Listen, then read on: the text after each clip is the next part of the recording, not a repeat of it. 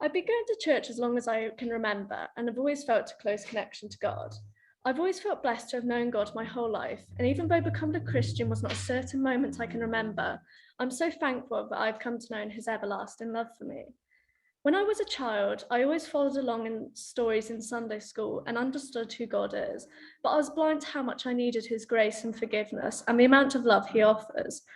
I remember how I used to attend church and hear His word preached, but did not realise at the time that I was not listening or taking it in.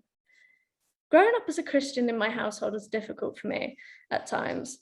I had a Christian and a non-Christian parent who both had strong views. I am so grateful to have a good relationship with both of my parents and have recently felt more free to talk about Christianity at my home, but there was a time when the subject of faith could lead to big disagreements.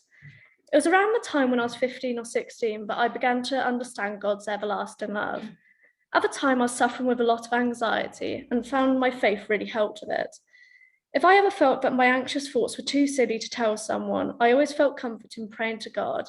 And I found out at this time how much His love helped me.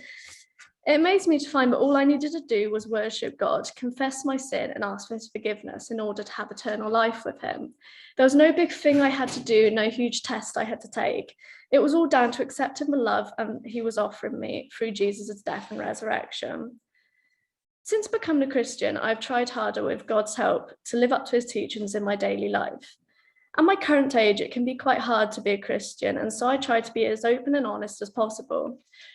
Throughout school and college, I've found that people do not understand the point of being a Christian, and so I find great encouragement when I get them to see my view, and it has always comforted me about how accepting people can be when I'm honest. I'm currently going through a new big challenge in my life, which is university.